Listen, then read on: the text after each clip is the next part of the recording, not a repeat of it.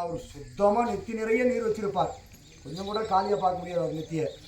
அவர் பார்த்து என்னடா இந்த ஆள் சுண்ணாம்பு அடிச்சிருக்கிறார் நெத்திக்கு அப்படின்னாராம். நமக்கான என்ன செய்யும், கோபம் வரும்.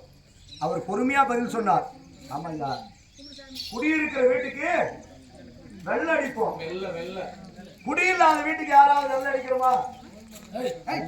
செல்வம் குடியிருக்குது, அதனாலதான் நான் சுண்ணாம்பு அடிச்சிருக்கிறேன்.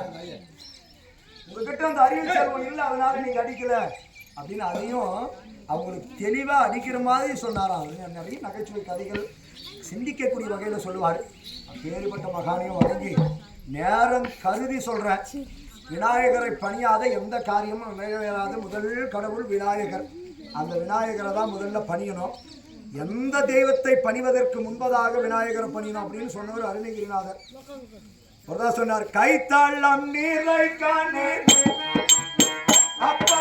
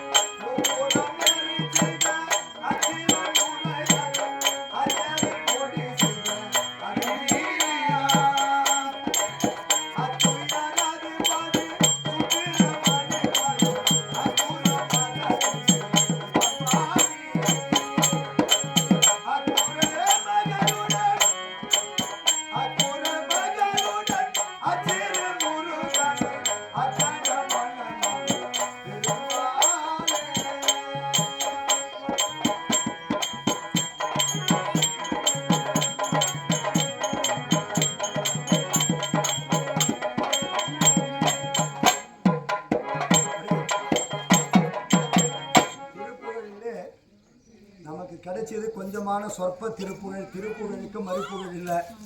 16ஆம் நூற்றாண்டிலே தமிழகத்திலே திருவண்ணாமலையிலே அவதரித்த மகான் அருணகிரிநாதர் சுவாமிகள்.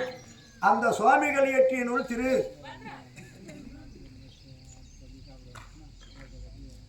அப்பேற்பட்ட அருணகிரியார் எழுதிய திருப்புகழுக்கு மறுப்புகழ் உலகத்தில் கிடையாது. அதில் முதல் பாட்டு எழுத்து எண்ணி பாடியிருப்பார். இதற்கு இரட்டை பிள்ளையார் என்பது இந்த பாடலுக்கு பேரு. ஒவ்வொரு பாடல், இந்த பாடலில் சரியா 200 எழுத்துக்களை தான் பயன்படுத்தியிருப்பார். பார்த்தா தெரியும். இந்த பாட்டுக்கு மட்டும் 1 நாள் இல்லை 2 நாள் விளக்கம் சொல்லலாம். பேறுபட்ட கடவுள் விநாயகமூர்த்தி, அவரை தான் முதல்ல அவருக்கு மட்டும்தான் காட்சி கொடுத்தார். பேறுபட்ட கருணை கடலை பணிந்து எம்பெருமான் ஆதி நாராயணமூர்த்தி திருப்பதி மலைமீதில் கோயில் கொண்டிருக்கக்கூடிய எம்பெருமானை பணிந்து முதலாக எம்மையார் சிவபெருமானுக்கு அபிஷேகம் செய்திருக்கிறோம்.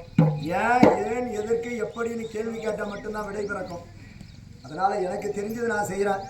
பட்டினத்து சுவாமிகள் தான் சொன்னார், கல்லா பிழையோ கருதா பிழையோ கசிந்துருகி நில்லா பிழையோ நினையா பிழையோ நீ 5 எழுத்தை சொல்லா பிழையோ துதியா பிழையோ தொடா பிழையோ எல்லா பிழையும் பொருத்தி காத்து இலை ரட்சிப்பாய் கட்சி ஏகம்பனே என்று பாடினார். அது பட்டினத்து சுவாமிகள்.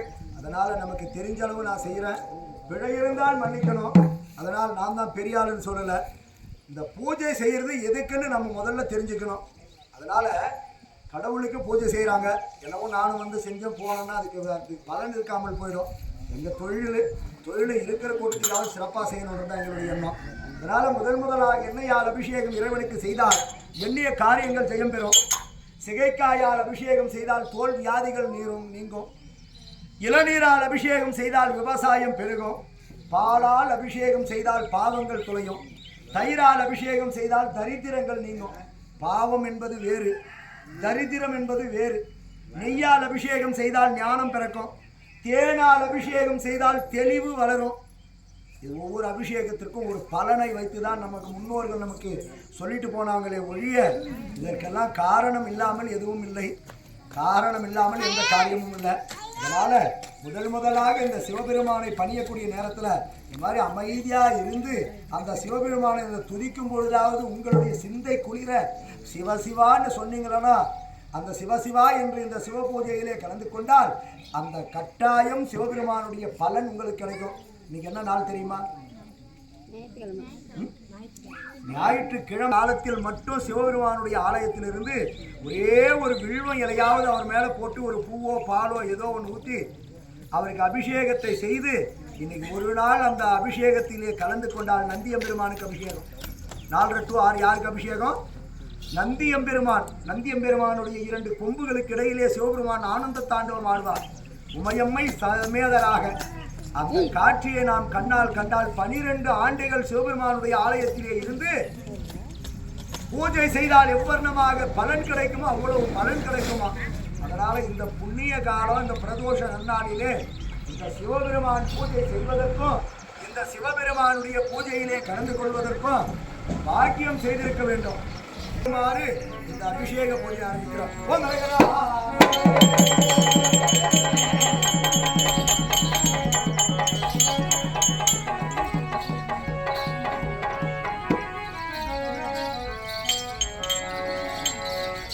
அண்டரண்டி உலகமெல்லாம் அண்டரண்டி உலகமெல்லாம் அமர்ந்திடும் சோதியானே எண்டி செய்ய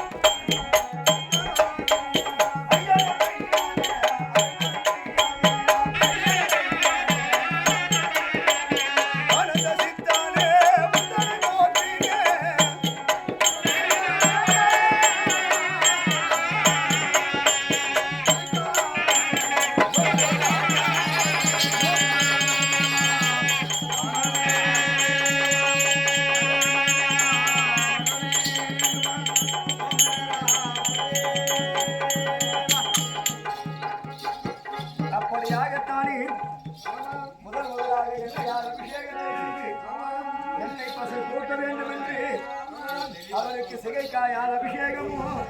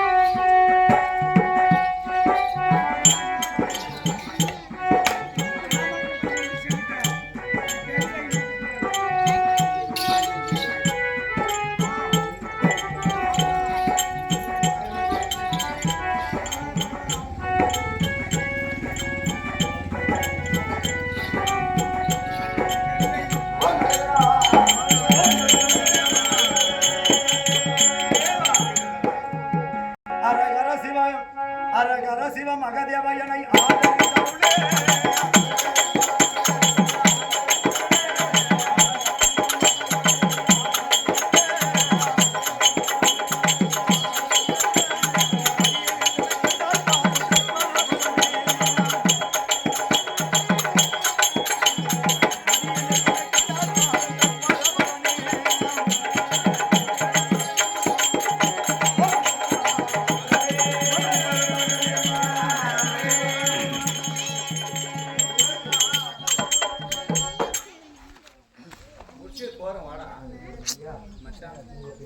ஏற்பட வச்சிடறேன் சார் ஜோதே